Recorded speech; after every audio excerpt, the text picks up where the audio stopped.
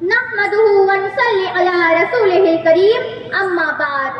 ہمارا سانحہ یہ ہے کہ ہر دور حکومت میں شکاری کے لیے جنگل میں ہم ہاکا لگاتے ہیں، وہ شاعر ہوں کہ عالم ہوں کہ تاجر یا لٹیرے ہوں، سیاست وہ جوا ہے کہ جس میں سب پیسہ لگاتے ہیں۔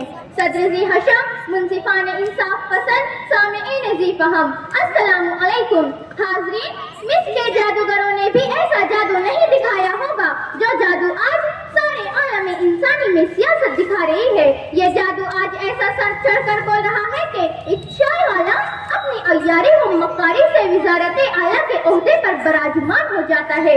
یوگی اور سادھو جیسے گوشہ نشین بھی اس کی چمک دمک کے دل دادا نظر آتے ہیں۔ فلمی اداکاروں سے لے کر عدالتوں کے ججوں تک سب بازار سیاست کے گاہک نظر آتے ہیں۔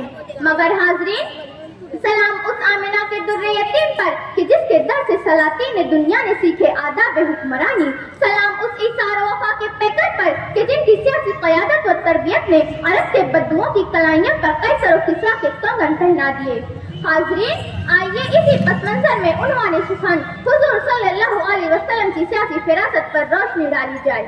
ارباب عقل دانش، آپ صلی اللہ علیہ وسلم کی سیاسی فراست کا ادنا سا نمونہ فتح مکہ کے تاریخی دن آپ صلی اللہ علیہ وسلم کی زبان مبارک سے ادا ہونے والے الفاظ ہیں، جب چند قریشی صحابہ نے جوش میں فرمایا الیوم یوم الملحمہ، یعنی آج بدلے کا دن ہے، آج مشرکین مکہ سے ایک ایک ظلم کا چن چن کر بدلہ لیا جائے گا، مگر لب رسالت سے فرمان جاری ہوتا ہے الیوم یوم المرحمہ، یعنی آج رحم کرنے کا دن ہے، سوائے چند مشرکین کے تمام اہل مکہ کو عام معافی ملتی ہے، کسی پر کوئی جبر نہیں کہ مسلمان ہو جائے۔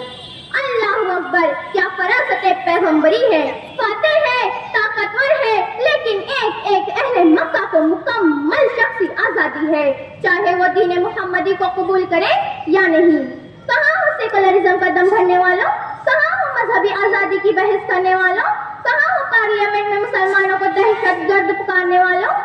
بسد خلوص بسد احترام کرتی ہے، قلم کی نوک نبی کو سلام کرتی ہے۔ عزیزان من، اگر پیغمبر اسلام کی مکی و مدنی حیات طیبہ پر نظر ڈالی جائے تو یہ واضح نظر آتا ہے کہ سیاست سے منسلک ہر شعبے میں، چاہے وہ عدل و انصاف ہو، معیشت ہو، سفارتکاری ہو، جنگی قابلیت ہو، داخلی و خارجی امور ہو، حقوق نساء ہو، مساوات اور آزادی ہو یا پھر مفاد عامہ ہو، ہر سیاسی امور میں آقا کریم صلی اللہ علیہ وسلم کی سیاسی فراست نظر آتی ہے۔ حاضرین، اگر بات کریں لا اینڈ آرڈر کی تو میرے عظیم قائد نے ارشاد فرمایا اگر فاطمہ بنت محمد بھی چوری کرے تو اس کے ہاتھ کاٹ دیے جائیں، یعنی ریاست میں اگر بالادستی ہوگی تو صرف قانون کی، اقربا پروری کی کوئی گنجائش نہیں۔ اگر بات کریں حقوق نساء کی تو صرف نازوں کی عصمت پر تہمت لگانے پر کوڑوں کی سزا مقرر کرتے ہیں، وراثت میں حصہ بیواؤں کو عقد ثانی کی اجازت مرحمت فرماتے ہیں۔ اگر بات کریں سفارتکاری کی تو آقا دو جہاں اطراف کے ممالک کے بادشاہوں کے نام خطوط روانہ فرماتے ہیں۔ اگر بات کریں مساوات کی تو سرور عالم صلی اللہ علیہ وسلم نے فرمایا دوسروں کے لیے وہی پسند کرو جو اپنے لیے کرتے ہو۔ کہاں ہو یونیفارم سول کوڈ کے نفاذ کی حمایت کرنے والوں، آؤ تمہیں آقا کا فرمان سناؤ، کسی عربی کو کسی اجمی پر کوئی فوقیت نہیں، نہ کسی کالے پر کسی گورے کو۔ کہاں ہو آمدار اور خاصدار کی خرید و فروخت کرنے والوں، سنو مدنی آقا صلی اللہ علیہ وسلم کا فرمان، رشوت دینے والا اور لینے والا دونوں جہنمی ہیں۔ کہاں ہو دودھ میں ملاوٹ کر کے عوام کی صحت کے ساتھ کھلواڑ کرنے والوں، نبی دو جہاں صلی اللہ علیہ وسلم کا فرمان سنو، ملاوٹ کرنے والا ہم میں سے نہیں۔ آقا کے اس فرمان سے گاہک کے حقوق کی حفاظت ہوئی، صاف اور شفاف تجارت کو فروغ حاصل ہوا۔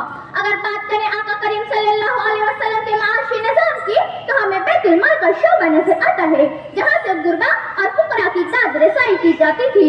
زکات کا شاندار نظام موجود تھا جس سے سماج میں سرمایہ کی مساوی تقسیم نظر آتی ہے۔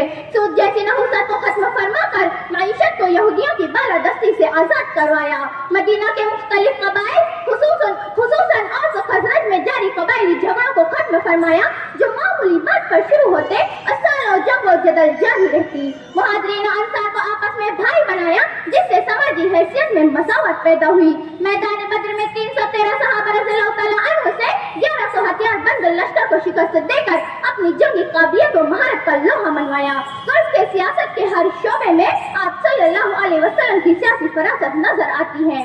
حاضرین، آخر میں مجھے گلہ ہے اپنے نوجوانوں اور سیاستدانوں سے جو آج ملک ہندوستان میں اغیار کی شاطرانہ سیاست کا شکار ہو جاتے ہیں۔ آئیے ہم رسول عربی صلی اللہ علیہ وسلم کی سیاسی رہنمائی پر عمل پیرا ہوتے ہوئے ہماری عظمت رفتہ کو دوبارہ حاصل کریں۔